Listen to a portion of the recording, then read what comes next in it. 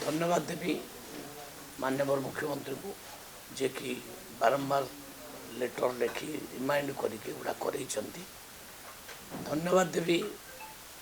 आदरणीय प्रधानमंत्री को मध्य से ओडिशा सहित सदाबले अच्छा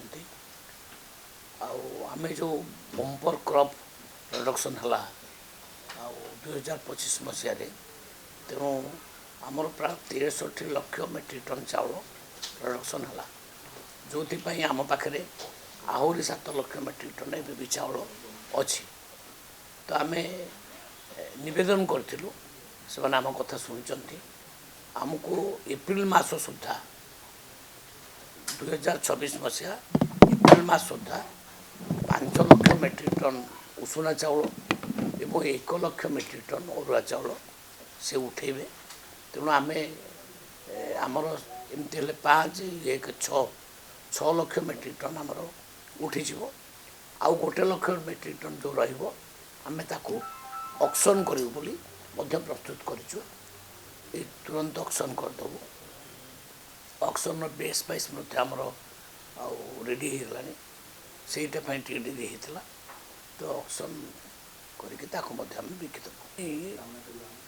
आम निश्चित भाव में एफसीआई और केंद्र सरकार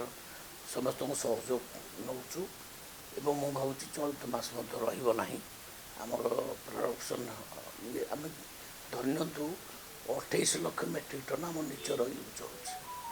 पीडीएस चाउल हो स्कूल अन्य सब जिनस 28 लाख मेट्रिक टन आउ अराउंड 28 लाख मेट्रिक टन चाउल केन्द्र नौ एमती 56 लाख मेट्रिक टन आमर जाऊँ जदि किसी बढ़ ताको ऑक्शन प्रक्रिया बारंबार कही आम रखू माने छाड़देव कौन सी प्रकार असुविधा हम नहीं आम ए 10 लाख मेट्रिक टन गोदाम भी या लगिचु ताप जगह फागा रेडी हो सारा गोटे वर्ष भितर मत लगुच गोदाम प्रस्तुत हो तेणु प्रोब्लेम रहा 2026 मसीह शुणु अनेक चैलेंज अच्छी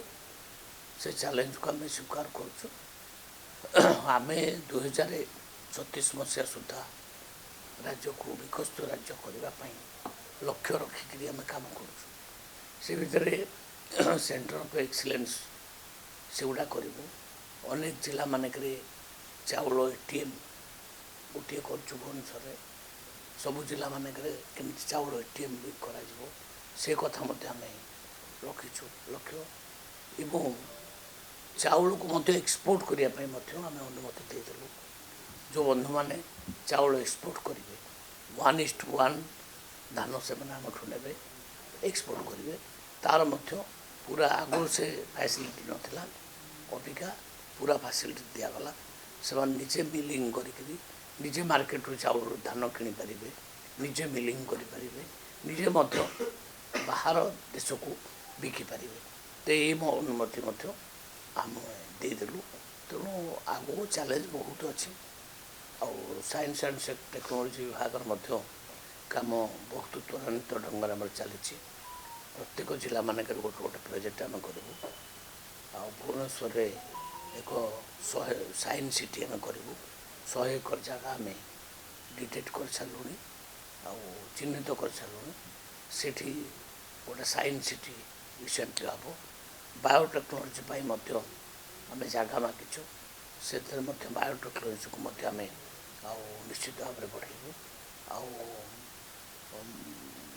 डिपार्टमेंट ऑफ मैथमेटिक्स जो अच्छी यूनिवर्सिटी को करने योजना आम रखीचु आम डिपार्टमेंट ऑफ केमिस्ट्री गोटे नुआ विभाग करने आम चेष्टित अच्छु तेणु अनेक कार्य साइंस विभाग चली प्रति वर्ष 30 जन जूनियर साइंटिस्ट को आम इसरो पठाऊँ इसरो